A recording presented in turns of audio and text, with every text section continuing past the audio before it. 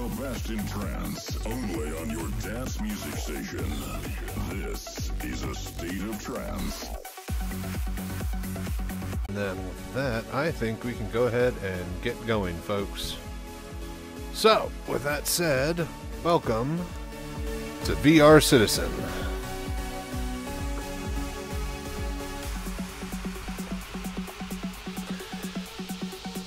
Alright, so tonight's episode, we got a lot of work to do. Probably going to be a long session. I'm going to be doing a whole bunch of stuff, but mostly involving the Javelin tour for the Invictus Fleet before it leaves tomorrow. Hit up a flyby on the Dragonfly of the Bengal. And then after that, we're going to just do a bunch of FPS and cave stuff. Ooh, and we're going to try to steal a bunch of armor from the FPS event on Orison. So, yeah. I was even able to finally get my character account reset, and we are back on Microtech at New Babbage to start, which means that I can also sell all of the missiles that are bogging up my inventory and giving me 178% of it in my free time. And so, yeah, that'll be great. But with that said, let's get going.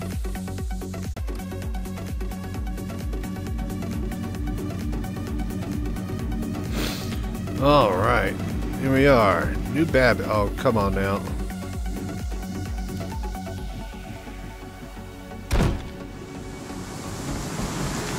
Oh, man, they keep falling. Oh, that's great. Well, at least we'll be near the hospital. Maybe we can hit that and slide down. Yep. And... okay. And we're back. Yes, everything is butter smooth now. Alright, let's go, folks. We're ready to kick ass. Ooh. Okay, well, there she is. So that's the mighty Javelin. And restricted area over here. We can't really fly that close to it, but we can go land.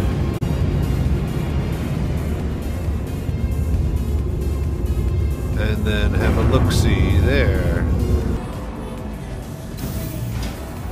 Alright. Welcome, folks, to the UEE Warhammer. The pride of the fleet. So, this bad boy, basically, we have a walk-along tour. So, let's go check it out.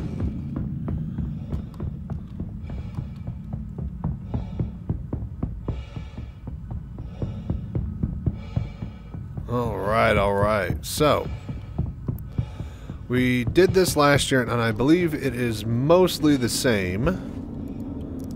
Welcome aboard the UEES Warhammer. As part of this year's Invictus celebrations, I'd like to invite you to take a look around and get an up-close look at an active military vessel.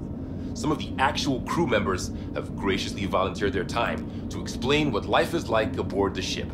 I would like to remind you that the entire ship is not available for exploration, so please be respectful of unauthorized areas. Thank you, and enjoy your visit. It immediately goes to completely unanimated state. So yeah, you can hop into the turrets here and check them out. And since you're sitting in the seat of one of the seats in the ship, you can hit F4, and now you got the camera on the Bengal. Or not the Bengal, but camera you can move around and then use to check out the Javelin at your leisure. So for those wanting to do that, there you go. You can kind of almost see into the fighter bay. It's slightly cracked there. But yeah, so we can turn around and move the turrets.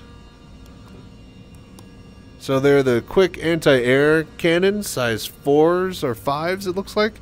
And then like some size 6s that are some big fatty artillery. So it looks like we'd have a dual fire control here. And yeah, the big giant artillery cannons are a bit heavier duty. So I got the quick rapid response with the minigun. So get on point with those defense, you know what I'm saying? Alrighty, so yeah, there you go.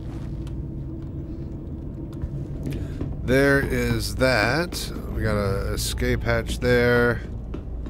I believe if I talk to this lady, if I can come around through here, and then... Alright, let's settle down. My name's Lieutenant Commander Alderman. I run the turret complement aboard the Warhammer. That means I'm in charge of coordinating fire between our various gunners during a combat engagement in order to maximize combat effectiveness. Nice. But when we aren't in combat, I strive to keep my team sharp by running through engagement drills and simulated encounters. Now, the Javelin comes standard with 15 turrets, 13 of which have embedded operators. There are 6 turrets like the one you see here that run along the side of the ship, each of which is equipped with a pair of size 7 cannons for larger targets and a pair of size 4 Gatlings for smaller targets like fighters and even incoming missiles and torpedoes. Yep, point We've got defense. 4 more turrets on the bow of the ship, armed with size 7 energy cannons and 3 gunners on the underside with the same. All this firepower is coupled with a heavy payload of ordnance to make the Warhammer a real problem for all sizes of ship. Hence why we can be tasked to operate independently on patrols without support from the rest of the battle group. During the Xeno threat incursion, our gunners were responsible for the destruction of over 70 hostile elements and several capital ships, as well as protecting the ship from incoming ordnance. Nice. As a special treat, we've safetied this turret so you can get a taste of what it feels like to be a gunner. All the weapons have been deactivated, so don't worry about accidental discharge. Yeah. I'll remind you this is an active military vessel, so be respectful all the same. Thank you. So Have a yeah. great Invictus. Happy Invictus. And then you can check out the windows here and look back into the elevators that you just came out of and the tunnel you crossed through. So yeah, very, very cool. Then if we go downstairs, this guy's all grumpy Gus. Okay, maybe not. Normally they like, hey, get out of here, you're not allowed to be here type of lines and situation. Alright, so, middle of the ship. Towards the back, we have all the bunks. Hi folks, welcome to the Warhammer. I am leading Starman Detmer, and this, as you've probably guessed, is one of the 2 barracks on the ship. And I know, you must be thrilled to see where Navy personnel sleep, and let me be the first to tell you, it's every bit as exciting as promised. Javelins are pretty great when it comes to sleeping arrangements, as they have enough bunks for the full crew, which is amazing because it avoids situations known as hot bunking, where you swap out bunks with somebody on the opposite shift, and that is horrible. This one time on my old ship, I had to share with this guy who had just the worst smelling socks. And I'm talking, you know, the military could have weaponized it kind of bad. And I had to try and fall asleep with that every day. So, yeah, after that, these bunks are a dream. And I'm just thinking that, actually, I don't think my CEO would like me talking about how bad hot bunking is. So, awesome. Maybe just forget I said anything. Anyway, each one has special slots for personal effects, and is capable of sealing you up to give you a little privacy, as people are always moving around the barracks. Sleeping schedules shift slightly too, so they can activate the full crew at a moment's notice if the ship enters heavy combat, you know. So you're kind of always sleeping with one eye open. I mean, we get shorter sleep schedules if we are patrolling dangerous space, so, I mean, you're already grabbing sleep when you can, and... Sorry, I am rambling. Otherwise, yeah, I'm not sure what to tell you. I like this guy. This is where we sleep. Not a whole lot of mystery to it. But I hope this has been enlightening. Please have a look around if you like, but don't touch anything in the bunks, as this is an active ship. And everything in here is the property of the crew. So, be cool. Be cool, guys. Bunch of civvies going around checking out your shit. So yeah, you got all the bunks of the crew just kind of down this hall. I believe maybe officers or something in here. I don't know, it's slightly separate. I guess just extra. Then if you hop into here, here is the gigantic bathrooms. All sorts of luxurious amenities you would need for, you know, doing all sorts of stuff in there. So then we come up through here. So this is still in the middle of the ship, and middle of the ship, and middle of the ship. Front to back and left to right. We have the mess hall. Hello, everyone. My name's Lieutenant Horrigan, and as you can probably tell, this is Warhammer's mess hall. Definitely one of the more popular spaces on the ship. The mess has a fully automated dispensary since we operate on rotating shifts. We have a standard crew complement of 65 to 70, and meals need to be available at all times. So we have a common to team 70 always people. on duty, Jesus. ready to lend support. Famous pilot It's Harry like O'Reilly was an once old quoted school as saying, vanilla WoW "If you guild want to take size." the temperature of a ship's crew, spend 20 minutes in their mess." Now this is one of the main social areas of the ships where crew members from different departments can catch up in their own downtime. We also use the mess for social events like birthdays, holidays, and promotions, since it's able to hold so many people. Our skipper, Captain Medcalf, is a big believer in casual gatherings. It's in an effort to entrench camaraderie. So we're in here pretty often. Nice. Now, you've probably noticed our games in the corner. Yes. So I'll just address the question that everyone asks. Yes, it's pretty competitive. The XO currently has the score to beat. Anyway, I'd like to invite you to have a look around. So yeah, I cannot wait. Eventually, soda machines and stuff are going to work in the verse. Eventually, we're going to have these freaking video games that we'll be able to come up to and play and get high scores on. The fucking pool tables and ice hockey, or, you know, mini air hockey is going to work. Like, the jacuzzi and stuff and the chess tables already open up and work in-game. So yeah, lots to kind of see here. And so now we got more sealed off down areas that we can kind of take a peek at. So yeah, there's not much we can really go to here, but just gives you an idea of how it all connects in the underbelly of the ship.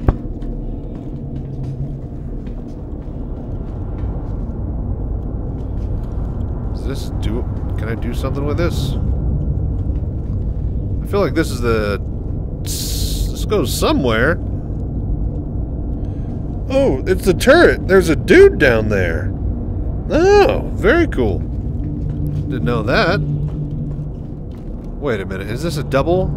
No, okay. It's just the bottom side. Yeah, we're at the bottom stairs. Okay, so yeah, this is the very bottom of the ship. And then if we go up here above the mess hall...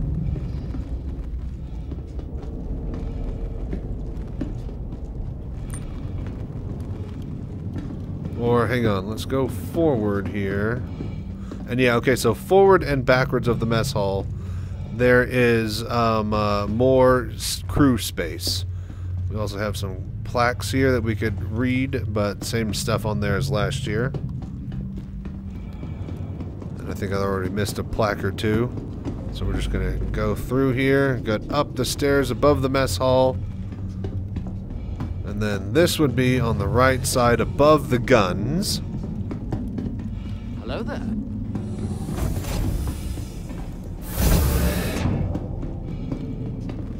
So yeah, and then here was the briefing room. Hello, welcome to the UEES Warhammer. This Javelin-class destroyer was originally built by Aegis Dynamics and has been in active service since 2832. Launching under the command of Captain Omar Singh, the ship initially served as a combat support vessel in the 2nd Fleet, 6th Battle Group, a posting that put it close to the Bandul front.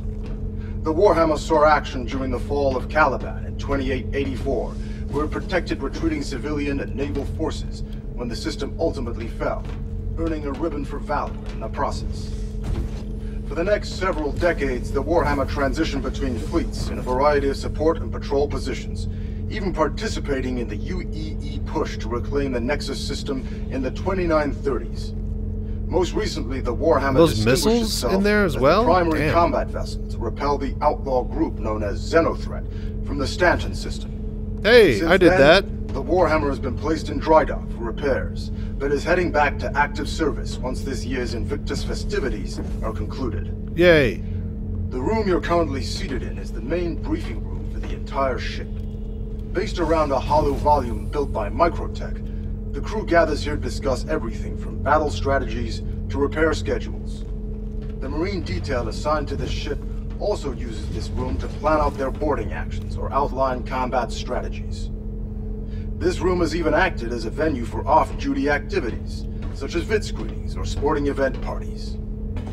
We hope that you'll take the opportunity to explore the ship and get an up-close look at one of the vanguards of order.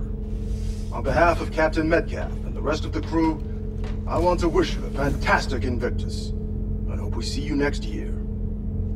So there's a little diagram of accessible places that we can go. Hello. Very neat.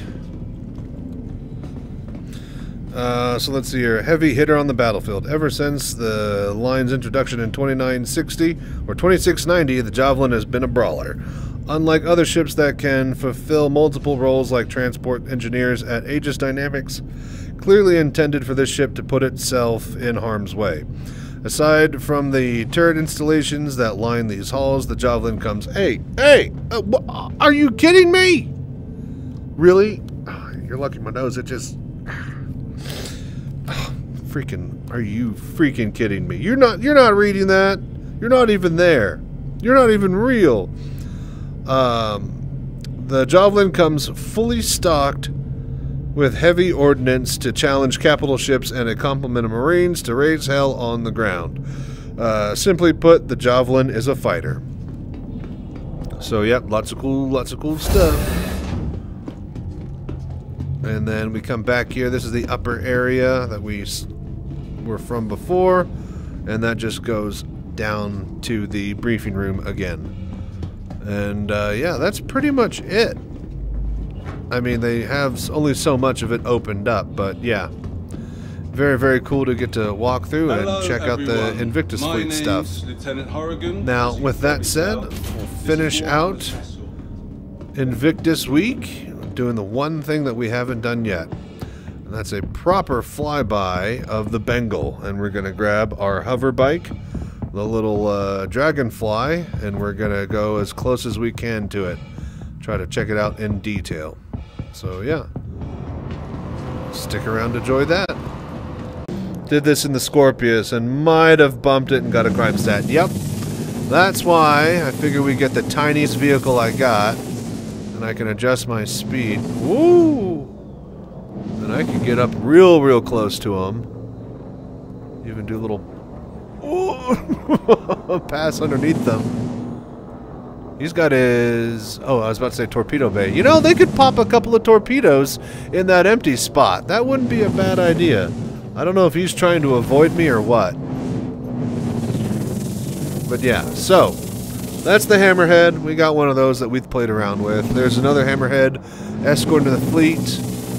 Before we get to the big boy, we're going to head over here and check out, obviously, what carrier would be complete without some F-7C Hornet escorts.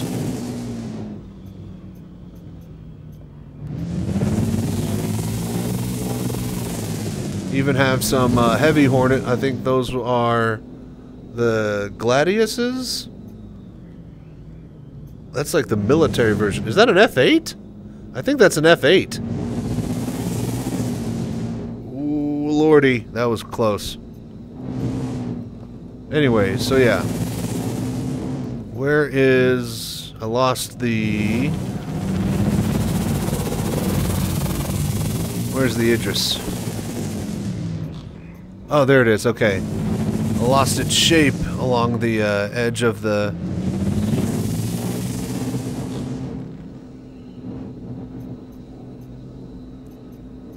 along the edge of the spaceport. Let's get a little bit of speed here. Alright, so this is the Idris. Idris. Can I make that gap? If it doesn't move, if it moves on me, I'll get destroyed. I want to say I can make that gap.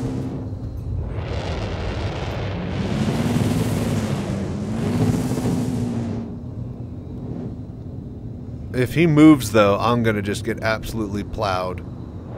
But yeah, so, that's the bridge. Here's the rear. This is a carrier aircraft, so there's the rear landing bay, and the whole thing is a hollow tube-like structure.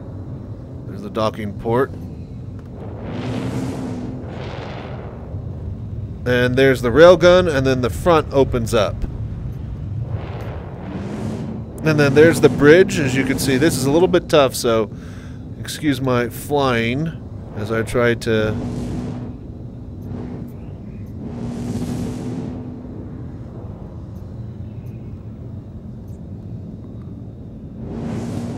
Alright, there we go. Match speed with the maximum. Get a little bit higher. Alright, so yeah, there we go. There we go. I just gotta watch out for its movements. Alright, easy. Looks like it's slowing down. So yeah, there's the railgun. The front opens up into like kind of a V-split shape type thing. And yeah, that's going to be the main ship that you are messing around in for Squadron 42. And then last but definitely not least, the mighty Bengal carrier. So these things are going to be derelicts that you can find in the verse when the persistent universe is all ready to go and working. Right now, the only ones in-game are this one that you can shoot against or, you know, fly up against as an NPC AI ship. So, having said that, you cannot buy this ship, but you can eventually find one, and with a substantial amount of resources, fit it out to your pleasure. So yeah, it will take like an entire guild of people to do this. But so, obviously that split V's up and down, and you can have a lot of people in there. Easy. Okay, just easy. And so here is the upper area of it, in between the engines. Hopefully it doesn't turn on me all of a sudden. So the whole thing is surrounded by missile batteries, laser cannons, PDCs, like all sorts of nasty stuff that at any moment can just light you up. Alright, let's slow down a little bit. Oh, oh, oh. Easy, easy. I didn't do anything. So yeah. Well, I'm getting very nervous of those just aiming at me. Oh. Okay. So, there is the bridge. I'm giving you the best of look as I can at it. I'll try not to crash into anything. Navy's getting all restless. Looks like they're moving around. Oh my lord. And then, yes, on the bottom is the big boy giant cannon that we just saw moving a little bit. So last year, the cannon was not active and didn't work. But this year, as many people are realized and have seen videos of, the cannon is fully operational.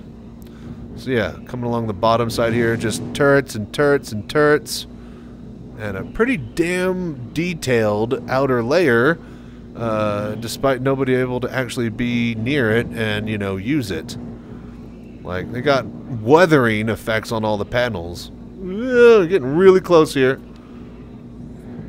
Alright, I can't... We need to strafe off to the side and then cut speed. Rise ourselves a little bit. There's the Idris coming in. Casting a shadow. Alright, so if we cut speed here drastically, that should let us fall behind. And so maybe if we want to be bold and risk it, here we go. I'm going to try to land on it. Match speed now.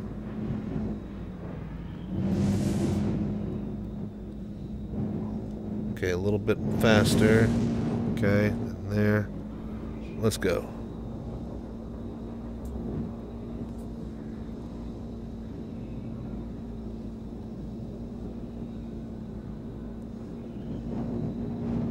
Let's see if we can get on the runway.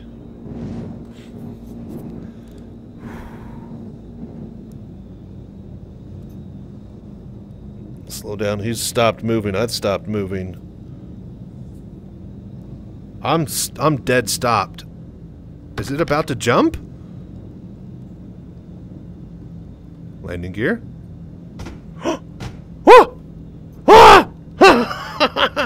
That might constitute a bump. Well, they're not shooting at me, and if I can get off... Is there gravity? Alright, it is not a gravity pad, so that answers anybody's question right there. Oh my god, it stopped. It might be about to jump, and we are about to be in a very, very awkward situation here, but we're going to get as close as we can. Oh, it's like Battleship Yamato or something. Absolutely amazing. So here's would be the hangar bay opens for the top side for fighters to launch, and then the back and the front can open up for an internal hollow pass-through type situation from what I understand, from what I looked at schematics. Here's the actual bridge itself. I'm never going to get this opportunity again. It's not moving, and I think it's about to jump. So, bridge is completely opaque, not see-through at the moment, but that's fine. And then, yeah, just everywhere you go, there's just gigantic cannons just ready to absolutely end your day. Alright, here we go. And so we get a sweet-ass picture here.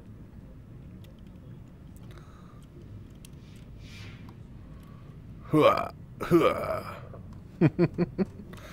And then, yeah. Hit screenshot. Give it a full...